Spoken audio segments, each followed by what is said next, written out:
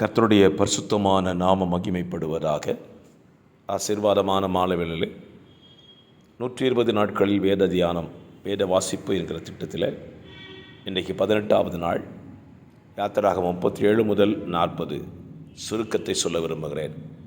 37ஆம் அதிகாரம் முதல் 39ஆம் அதிகாரம் வரைக்கும் நீங்கள் வாசித்தால், ஆசரிப்பு கூடாரத்துக்காக தேவன் மோசேயினிடத்தில் எவைகளெல்லாம் சொன்னாரோ அவைகளெல்லாம் பெசலெயேல் என்கிற ஞானமுள்ள ஒரு மனுஷன் செய்தான் என்பதை நீங்கள் வேதத்தில் வாசிக்கலாம். இதற்காக இஸ்ரவேல் ஜனங்கள் ஏராளமான உதவிகளையும் பணங்களையும் பொன்னையும் அவர்கள் கொடுத்ததாக வேத புத்தகத்திலே சொல்லப்பட்டிருக்கிறது. ஆசரிப்பு கூடாரத்துக்கு உள்ளே இருக்க வேண்டிய பொருட்கள் எல்லாவற்றையும் செய்தார்கள். அதே போல் ஆசரிப்பு கூடாரத்துக்காக செலவுக்காக கொடுக்கப்பட்டவர்களுடைய தொகை, எண்ணப்பட்டவருடைய தொகையை குறித்த விவரங்கள் இங்கே இருக்கிறது. ஆசரிப்பு கூடாரத்துக்காக எவ்வளவு பொன்னும் பொருட்களும் கொடுக்கப்பட்டது என்பதும் இந்த அதிகாரத்தில் எழுதப்பட்டிருக்கிறது. கர்த்தர் கற்பித்த கட்டளையின்படியே இளநீல நூல், இரத்தாம்பர நூல், சிவப்பு நூல் என்கிற நூல்களால் ஆரோனுக்கு வஸ்திரங்களையும் அவனுடைய குமாரர்களுக்கு வஸ்திரங்களையும் செய்கிறார்கள். சாட்சி பெட்டி, கிருபாசனம், மேசை, குத்துவிளக்கு, பொற்பீடம், வெண்கல பீடம் இவைகளெல்லாம் கர்த்தர் சொல்லபடியே செய்திருந்தார்கள். மோசே அவர்களை ஆசீர்வதித்தான். 40ஆம் அதிகாரத்திலே ஆசரிப்பு கூடாரத்தை பிரதிஷ்டை பண்ணும்படியாக, அதை ஸ்தாபிதம் பண்ணும்படியாக ஆசரிப்பு கூடாரத்தில் செய்யப்பட்ட எல்லா பொருட்களையும், பிரகாரத்தில் வைக்க வேண்டியது, பரிசுத்த ஸ்தலத்தில் வைக்க வேண்டியவைகள், மகா பரிசுத்த ஸ்தலத்தில் வைக்க வேண்டியவைகள் எல்லாம் செய்தான். 2ஆம் வருஷம் 1ஆம் மாதம் தேதியிலே வாசஸ்தலம் ஸ்தாபனம் பண்ணப்பட்டது. ஆசரிப்பு கூடாரத்தை ஸ்தாபனம் பண்ணப்பட்டது 2ஆம் வருஷத்தில். ஏராளமான பலி செலுத்தப்பட்டது. அந்த பலி செலுத்தப்பட்டு முடிக்கும் பொழுது கர்த்தருடைய மகிமை ஆலயத்தை, ஆசரிப்பு கூடாரத்தை நிரப்பியிருந்தது.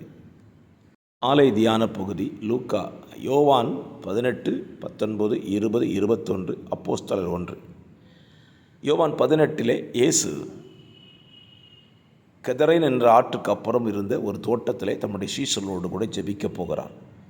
அங்கே அவர் ஜெபிக்கப் போகிற இடத்தில்தான் யூதாஸ் இயேசுவை காட்டி கொடுக்க வருகிறார். அவரை காட்டி கொடுக்க வந்த அந்த நாளிகையில் இயேசுவோடு கூட இருந்த சீஷனாகிய பேதுரு தன்னிடத்திலிருந்த பட்டயத்தை உருவி பிரதான ஆசாரனுடைய காதை வெட்டுகிறான். அப்பொழுது இயேசு பேதுருவை நோக்கி, உன் பட்டயத்தை உன் உரையிலே போடு, பிதா எனக்கு கொடுத்த பாத்திரத்தில் நான் பானம் பண்ணாதிருப்பேனோ என்று சொன்னார். இயேசுவும் சிறை கைதியாக கொண்டு போகப்படுகிறார். அவரை தொடர்ந்து பேதுருவும் இயேசுவுக்கு அன்பாக இருந்த சீஷனும் இயேசுவை பின்தொடர்கிறார்கள். வாசல் அருகே பேதுரு நின்று கொண்டிருந்த பொழுது அவர்களிடத்தில் ஒருவன் வந்து, நீயும் அவரோடு கூட இருந்தவன் என்று சொன்ன பொழுது அவன் இல்லை என்று மறுதலிக்கிறான். இந்த அதிகாரத்திலே பேதுரு இயேசுவை மறுதலித்தது குறித்து எழுதப்பட்டிருக்கிறது. இயேசுவை அன்னா என்கிற பிரதான ஆசாரியன் விசாரிக்கிறான். அப்படி அவன் விசாரிக்கும் பொழுது பதில் இயேசு அநேக காரியங்களுக்கு சொல்லவில்லை. 19ஆம் அதிகாரத்தில் இயேசு பிலாத்தினால் விசாரிக்கப்படும்படி கொண்டு போகப்படுகிறார். பிலாத்துவினிடத்தில் இயேசு சில கேள்விகளுக்கு மாத்திரம் பதில் சொல்லுகிறார்கள். அப்படி இருந்தும் இயேசுவை சிலுவையில் அறையும்படிக்கு பிலாத்து ஒப்பு கொடுக்கிறார். எபிரேய பாஷையிலே கொல்கதா என்று சொல்லப்படும் கபால ஸ்தலம் என்ற இடத்திற்கு இயேசு புறப்பட்டு போனார். அங்கே அவர் சிலுவையில் அறையப்படுகிறார். இயேசு சிலுவையிலே சொன்னதான சில முக்கியமான வார்த்தைகள் இந்த அதிகாரத்தில் இடம் பெற்றிருக்கிறது. இயேசுவினுடைய மரணத்தை குறித்தும் இயேசுவை அடக்கம் பண்ணப்பட்ட விதத்தை குறித்தும் இந்த அதிகாரம் நமக்கு தெளிவாய் சொல்கிறது.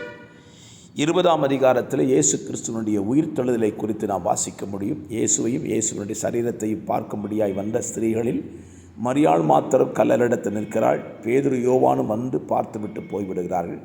இயேசு மரியாளிடத்தில் பேசி தான் உயிர்த்தெழுந்து விட்டேன் என்று சொல்லி உறுதிப்படுத்தின பின்பு இயேசு பிதாவினிடத்திற்கு போய் 1 வாரம் ஆன பின்பு வாரத்தின் முதல் நாளிலே சீஷர்கள் கதவு பூட்டி இருக்கையில் சீஷர்களுக்கு தரிசனமாகிறார். 2ஆம் விசை தரிசனமாகி தோமாவோடு கர்த்தர் பேசுகிறார். இன்னும் ஏராளமான அதிசயங்களை சீஷர்களுக்கு முன்பதாக செய்தார் என்று இடத்திலே வாசிக்கிறோம். 21ஆம் அதிகாரத்தில் இயேசுவை விட்டு பின்வாங்கி போன சீஷர்களாய் இருக்கிற பேதுரு, தோமா, நாத்தான்வேல், செபதேயின் குமாரர் 2 பேர், இவர்கள் இருக்கும் பொழுது சீமோன் பேதுரு மீன் பிடிக்கப் போகிறேன் என்று சொல்கிறார். அப்படியே போகும்பொழுது அவர்கள் ஒன்றும் பிடிக்கவில்லை. இயேசு கரையிலே நின்று, பிள்ளைகளே, உள்ளத்தில் புசிக்க ஏதாவது உண்டா என்று கேட்ட பொழுது ஒன்றுமில்லை என்றார். இயேசு வலதுபுறமாய் வலையை போட சொல்லுகிறார். திரளான மீன்கள் பிடித்தார்கள்.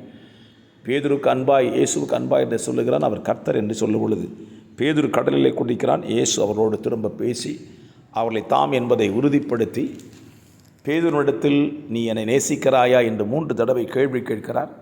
யோவானை குறித்து பேதுரு கேட்ட பொழுது, நான் வருமளவும் அவன் எனக்கு இருக்க சித்தமானால் உனக்கு என்ன என்று சொல்கிறார். அப்போஸ்தலர் 1ஆம் அதிகாரத்தில் இயேசு தம்முடைய சீஷர்களோடு கூட ஒலிவமலை எனப்பட்ட மலைக்கு போகிறார். அங்கே இயேசு தம்முடைய சீஷர்களுக்கு முன்பதாக வானத்திற்கு எடுத்துக்கொள்ளப்படுகிறார். சீஷர்கள் தேவதூதருடைய வார்த்தையின்படி புறப்பட்டு போய் மேல் வீட்டில் ஏறினார்கள். ஏறக்குறைய 120 பேர் இங்கே கூடியிருக்கிறார்கள். இந்த அதிகாரத்தில் யூதாசுக்கு பதிலாக இன்னொருவனை தேர்ந்தெடுக்கும்படியாக ஜெபித்து சீட்டு போடுகிறார்கள். சீட்டு மத்தியாவின் பேருக்கு விழுகிறது. அப்படியாக மத்தியா அப்போஸ்தலரோடு கூட சேர்த்து கொள்ளப்பட்டான்.